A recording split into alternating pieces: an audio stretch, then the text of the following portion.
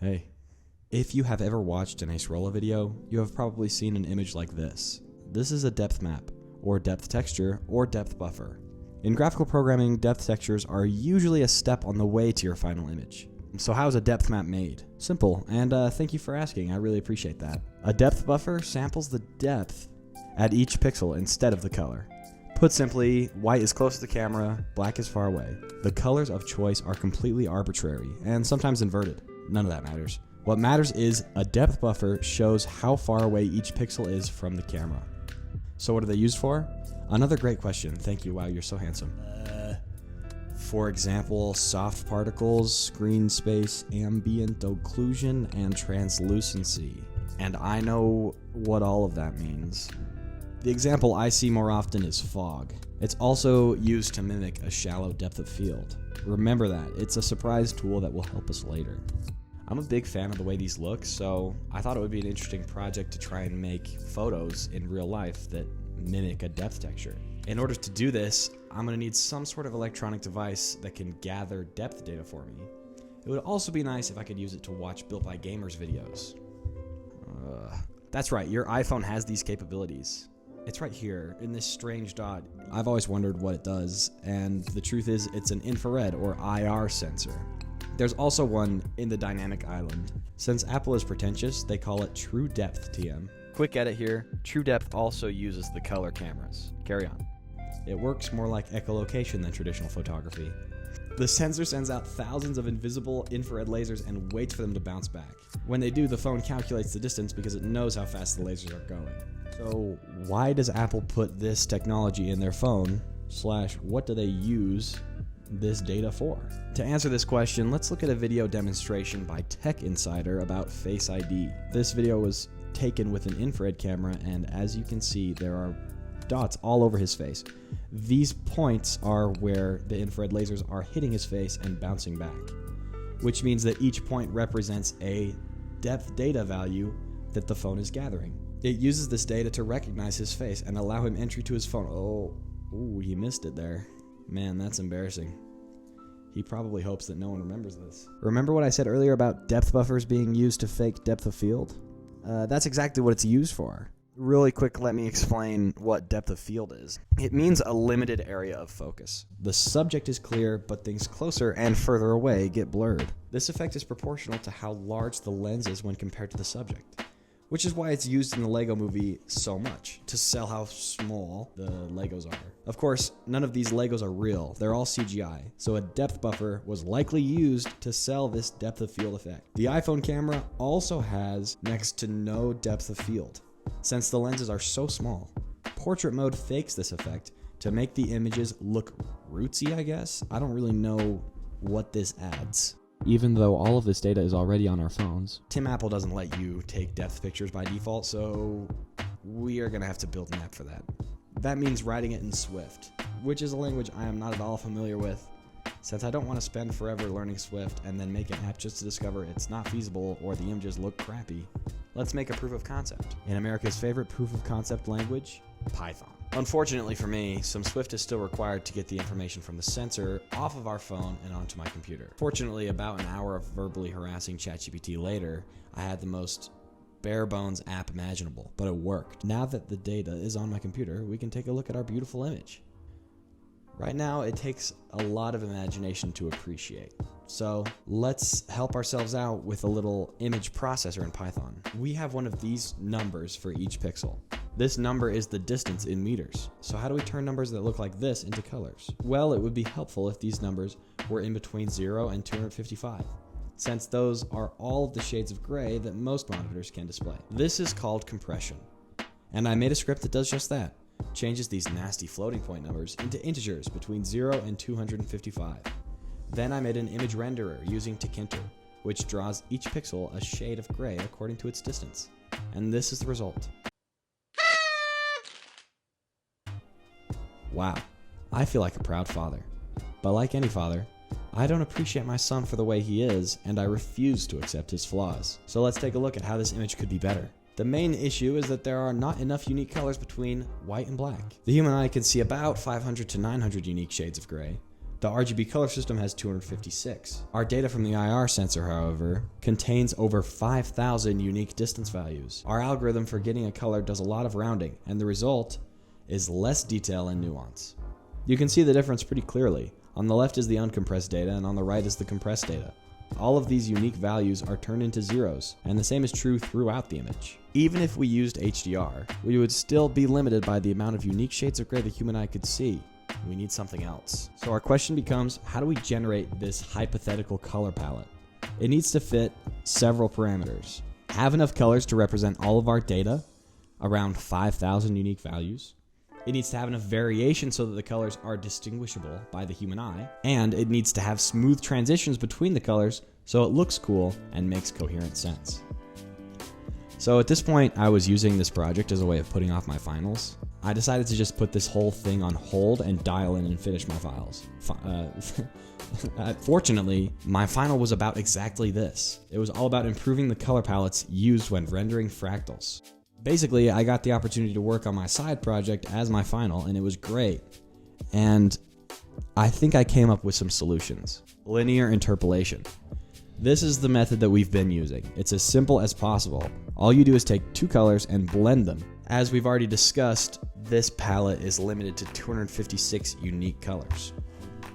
But that's where multiple interpolation comes in. If we interpolate between multiple colors, we get an additional 256 colors in between every color we add past 2. Now the colors have to be distinct. You can't get 256 unique values between red and pink. But using, say, the colors of the rainbow, we already get 1,536 unique colors. But there are methods that can give us more. HSL cycling. We've been working with the RGB color model, but let's move to a different model. This is the HSL color wheel, which stands for hue, saturation, and lightness. It is yet another way of describing color to a computer. The keyword is wheel, which means we can go around this circle as many times as we want. The upside? Infinite colors. The downside? After 360, they start to repeat. Still, it's a simple and valid solution with a cool name. HSL cycling with Perlin noise. This is Perlin noise. It was invented by a smart guy in a year. It's like an extra bumpy random sine wave. It's what Minecraft was built on. Right now, we've been going around our HSL wheel at a continuous rate. But what if we let Perlin noise decide where on the wheel we go? Now, we're blending between colors on the HSL color wheel in random and ever-changing directions. The result? Well, now our color palette is randomly generated, which means it never repeats. And it's different every time we use it. The downside? It's pretty costly. And it's going to use the same colors throughout. And it's only going to blend a color with its neighbor, which makes it not look quite as cool, in my opinion. Still, it fulfills all of our parameters. Is this the best solution to our problem? Well, there's also the cosine waves method. But in order to explain that, let's take a step back. We want our palette to be really long and have smooth transitions. When I say long and smooth, a mathematician thinks sine and cosine waves. Most of you remember cosine as that triangle thing. The more mentally damaged among you remember cosine as that circle thing.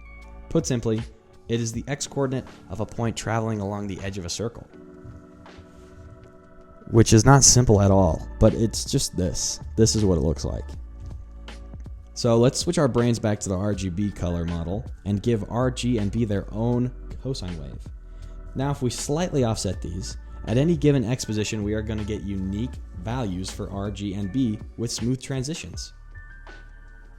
Inevitably, this palette is going to repeat itself. But the good news is, not for a long time. Using these values for the cosine waves, I estimate that there should be about 20,000 unique colors before the palette resets back to all white. So now that we have these fancy color palettes, let's see what our image looks like. Wow! As you can see, our image is now more stylish and contains more detail. We can tweak the settings to make the palette smaller, which makes it look like a bad trip, but also displays more detail.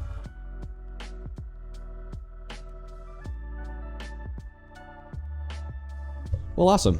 These photos are starting to look really cool, but there's a natural next step that I'm really not looking forward to making. You see, it would be really interesting to process some videos, but in order to do that, I'm gonna have to move the image processing to the same device which takes the images, my iPhone. That means refactoring the entire thing into Swift. And so that's what I did. I remade the whole thing in Swift. I'm going to keep this code proprietary because I'm embarrassed at how terrible it is. it performs really well. Let's just run it and see. Okay, it's got a little kick. Oh! This code functions like it was written by a complete amateur, because it was. Also, most of the UI does nothing, and it turns my phone into a pocket warmer. But it works. And I was able to get some pretty cool results with it. One thing I discovered is that the AR session has a raw CV pixel buffer and a quote-unquote smoothed CV pixel buffer. The smooth version has a higher resolution. You can see the difference here. This upscaling seems to be derived from anti-aliasing and not more data, so I'm going to proceed without it. I don't want to get political, but I am quite anti-aliasing. I'd rather have my images look pixely than blurry, and that's just my opinion. You can cancel me for that, I don't care. It's just my opinion. I like the visible pixelation.